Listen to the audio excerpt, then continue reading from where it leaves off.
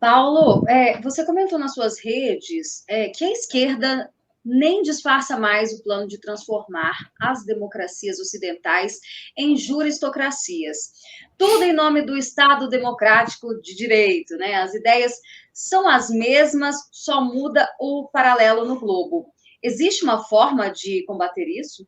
Ninguém descobriu ainda, porque quando a gente estava falando de democracia aqui, né? Quando o Montesquieu pensou nesse sistema de divisão de poderes, ele pensou num sistema que evitasse a tirania. Então a ideia era de que quem fizesse as leis, quem julgasse as leis e quem aplicasse as leis fossem agentes diferentes e distintos entre si.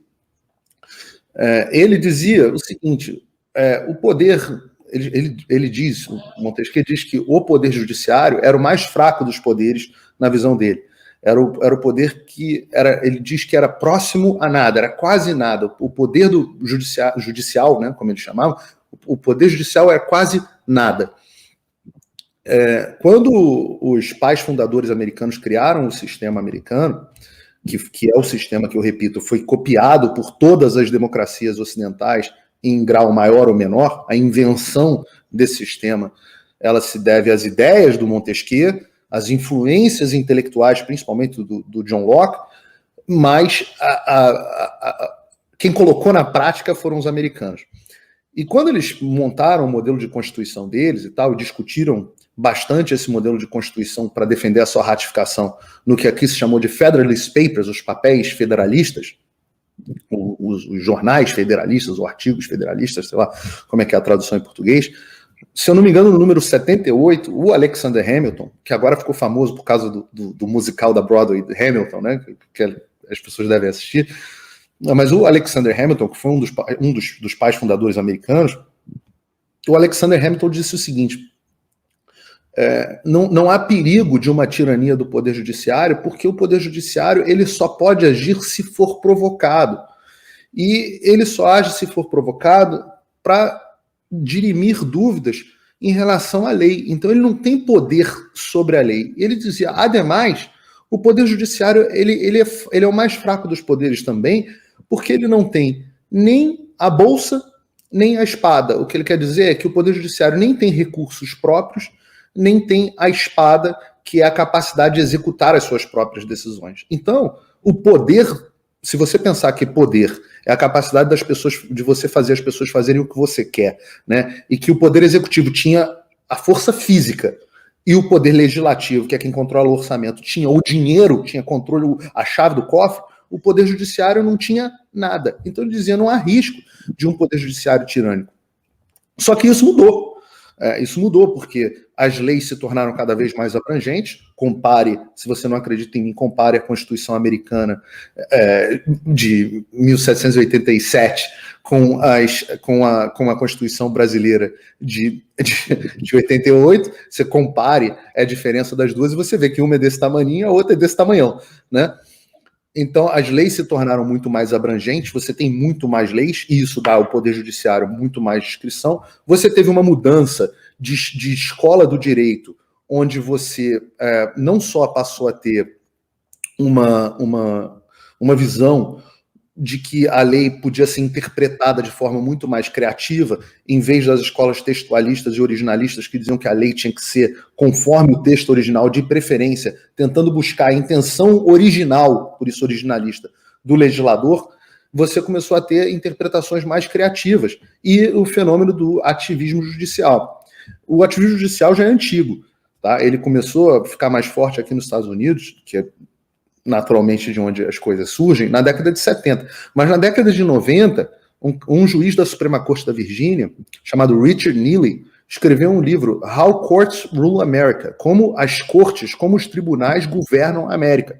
E ele não fez esse livro em tom de crítica, não. O Richard Neely, que foi um professor importante, ele fez isso dizendo o seguinte, não, as cortes têm que governar a América. O ativismo judicial é importante por causa da omissão da classe política. Então a classe política entende a sociedade, porque são os representantes da sociedade. Eles se eximem de discutir certos assuntos, porque politicamente eles são complexos, são complicados, e as cortes decidiram que elas tomariam as rédeas das discussões desses assuntos. Isso fica muito evidente no Brasil, onde a separação de poderes, hoje o Poder Judiciário ele tem orçamento próprio, e eu falo assim, o STF ele é a faceta mais evidente do problema, mas o problema está em todas as instâncias do Poder Judiciário e do Poder Acusatório, inclui aí o Ministério Público. Mas falando especificamente do Poder Judiciário, ele tem autonomia de orçamento, então ele já tem a sua própria bolsa, e você pega no caso de algumas forças-tarefas, ou no caso desses inquéritos inconstitucionais do Supremo Tribunal Federal, eles têm a espada, porque eles têm a sua própria Polícia Federal, o que é uma coisa absolutamente inconstitucional, porque a Polícia Federal está subordinada ao Poder Executivo, teoricamente, segundo a Constituição. Mas interpretações criativas permitem que o Judiciário tenha a sua própria polícia, de fato. A polícia não é mais Polícia Federal, é a polícia do STF, essa polícia, com os seus delegados, com as suas decisões, com os seus... Então, eles já têm a bolsa, a espada e a separação dos poderes, onde quem cria a lei, quem julga a lei e quem executa a lei, ela foi para o espaço. Porque o judiciário, através do ativismo judicial, cria suas próprias leis. Depois ele julga as suas próprias leis, claro, porque é ele que julga. E depois, como ele tem a sua própria Polícia Federal e outras forças policiais, porque isso está virando uma moda nos tribunais brasileiros, essas forças-tarefas, esse modelo de força-tarefa, como eles têm a sua própria força policial, eles executam. Então, a separação de poderes que o Montesquieu criou para evitar um governo tirânico, ela voltou. E como é que você resolve isso? Ninguém sabe. Ninguém sabe. O George Soros já percebeu que isso é tão importante e não é teoria maluca da conspiração. A Open Society e o próprio George Soros na pessoa física, hoje, eles anunciaram que o foco deles vai ser muito mais financiar campanhas e assuntos relacionados ao judiciário e promotores. Eles têm financiado inúmeras campanhas de promotores e juízes, que aqui nos Estados Unidos muitas vezes são eleitos, em vez de financiar deputado. Porque eles perceberam que o poder... Qual o poder que tem um deputado hoje em dia? Qual o poder que tem um deputado hoje em dia? Pergunta ao Daniel Silveira. Qual o poder que tem um deputado hoje em dia? O deputado não tem mais poder nenhum. Então, o próprio presidente é completamente... Eu ia falar isso. O presidente então, também acho que... Tem muito poder, muito menos do poder do que tinha. Os representantes do povo perderam seus poderes. E quem coloca os juízes lá? Quem coloca os juízes? É o povo diretamente? Não. Nem deveria ser. Mas é um poder muito mais forte, muito mais sujeito à influência de uma aristocracia bilionária do que, por exemplo, um deputado. Você pega o caso das eleições, um cara como Rodrigo Pacheco. Rodrigo Pacheco é queridinho de todos os cheirosos de Brasília, todos os caciques de Brasília, o caciquismo de Brasília ama o Rodrigo Pacheco. Ele sonha que vai ser presidente. Aí o Alckmin, lembra do Alckmin? Puxa, o Alckmin, que querido caciquismo. Aí esses caras vão para as urnas, o povo dá uma banana para eles e os caras recebem 1% dos votos. Quantos por cento dos votos o Rodrigo Pacheco vai ter se for candidato? 1, 2, vai brigar ali com os votos do Henrique Meirelles, que gastou 200 milhões para ser candidato e teve 1,20% dos votos. Eles já perceberam que nas urnas, pela verdadeira democracia, no sentido pensado pelos pais fundadores e pelo Montesquieu, onde as pessoas vão e elegem seus representantes. E eu posso discutir aqui quem são as pessoas na definição dos pais fundadores, é diferente do que das pessoas como a gente vê hoje no mundo mais populista. Mas eles perceberam que por esse caminho eles não seguem. Então eles estão propondo um novo modelo, que é esse modelo juristocrata. E esse modelo juristocrata, eles têm o controle de todas as cartas do jogo. Onde quem manda mais, vou falar aqui o Alexandre de Moraes, obviamente, mas quem manda mais, o Lewandowski ou o Bolsonaro? O Lewandowski manda muito mais que o Bolsonaro. Ah, não, discordo de você. Eu pergunto assim, você acha que se o Bolsonaro quiser, ele bloqueia todo o dinheiro da sua conta com uma canetada? Opa, não. Se o Bolsonaro quiser, ele manda te prender? Opa, não. Pô, se o Bolsonaro quiser, ele cala a sua rede social? Não. Ah, não, o Bolsonaro não faz isso. Ah, se o Bolsonaro quiser, ele te retira do comando das suas empresas? Não, o Bolsonaro não faz isso. Vem cá, se o poder é a capacidade de você forçar as pessoas a fazerem o que você quer, quem tem mais poder? É claro que é o Lewandowski do que o Bolsonaro. Sem contar Mais as do que isso, anulações das decisões do presidente, né? A mais recente é essa MP das redes sociais, por exemplo. claro, qual é o poder que o presidente tem de fazer uma lei? Não tem nenhum mais. Que o Lewandowski tem. E isso, eu estou falando isso do Lewandowski, mas isso é verdade nas instâncias inferiores. Isso é verdade nas instâncias inferiores. Um juiz ou um desembargador de um tribunal decide muito mais do que um governador. Todos esses poderes que eu citei para o STF, eles valem nas instâncias inferiores também. Ora, você tem que pensar que no Brasil já teve juiz que decidiu derrubar o WhatsApp. Se o Bolsonaro quiser derrubar o WhatsApp, ele derruba? Eu estou falando de juiz de primeira instância. O juiz mandou abrir e fechar a cidade mais de 20 vezes nessa pandemia. Teve um juiz em Búzios, na cidade do Rio de Janeiro, que ele falou: ninguém entra em Búzios. Você acha que o prefeito de Búzios tem o poder de virar e falar assim: não, agora eu vou botar um cavalete aqui, polícia na porta, ninguém entra em Búzios? Ele não tem esse poder, mas um juiz tem. Então, quem manda no Brasil? Eu vou usar as palavras do Richard Neely, onde ele fala positivamente. Ele fala como se fosse uma coisa positiva. As cortes mandam na América. Eu digo, no Brasil, os tribunais, cortes e varas mandam muito mais. Num poder absolutamente inimaginável para qualquer ditador do mundo. E qual a saída para reverter tudo isso, Paulo? A que ponto chegamos? Ninguém sabe a saída para reverter tudo isso. Na verdade, o mundo está...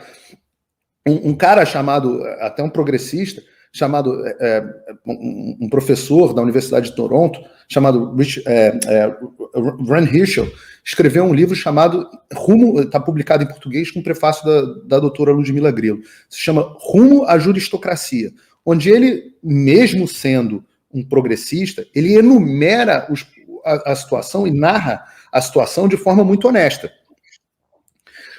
E eu acho que o mundo agora, para a gente resolver um problema, não vai ser o Paulo que vai resolver o problema. A sociedade tem que passar anos e anos discutindo o problema. Para discutir o problema, a gente primeiro precisa enxergar que há um problema e enxergar qual é o problema. E eu acho que, por exemplo, a sociedade está começando a entender qual é esse problema agora. 5 anos atrás, não 5, 3 anos atrás, o Brasil estava batendo palma e erguendo balão e fazendo passeata em favor de um juiz ativista, que era o juiz Sérgio Moro. E esse cara era tido como um herói nacional. E o que ele fazia? Ativismo judicial, só mudava a vítima. Só que como a gente gostava, eu falo que o brasileiro, ele quer um brasileiro médio, ele quer um ditador que concorde com ele. Como as pessoas gostavam do que o Sérgio Moro estava fazendo, elas bateram palma pro Sérgio Moro e falaram: Sérgio Moro, maravilha, balão para você, é isso mesmo, passa por cima da lei. O que eu mais ouvia era assim, eu falava: mas isso tá ilegal, isso que esse cara tá fazendo é um monte de ilegalidade. As pessoas falavam assim: é o único jeito. Se não for assim, nenhum corrupto vai para cadeia. Um senso de, não de justiça, mas de vingança. Nós precisamos... E agora anularam tudo, né? Lava Jato... Claro que anularam tudo, porque a história da casa na areia, quando a casa é construída na areia, quando algo é construído fora da verdade, esse algo sempre desmorona, nunca dura. Fazer as coisas certas do jeito errado nunca deram certo na vida de ninguém. Eu não conheço uma pessoa que, na minha história de vida, eu, pelo menos, nunca consegui ter um sucesso com alguma coisa que eu tivesse feito de forma errada. Mais cedo ou mais tarde, isso sempre volta para te morder. Mas o mais importante nessa história toda é que agora a gente teve no 7 de setembro, repara como a coisa se inverteu completamente. Enquanto no 2016, 2015, a gente tinha passeatas em favor de um membro do judiciário, hoje a gente tem em favor do ativismo judicial, hoje a gente começou a ter passeatas especificamente contra o judiciário. Então, eu não diria que talvez as pessoas tenham uma percepção plena do problema, e isso faz parte do meu trabalho como jornalista, do nosso trabalho como jornalista, pelo menos colocar o problema de forma honesta, para que as pessoas discutam e apresentar as nossas opiniões claramente como opiniões, mas eu acho que as pessoas ainda não têm uma perfeita clareza do problema, mas elas começaram a discutir o problema.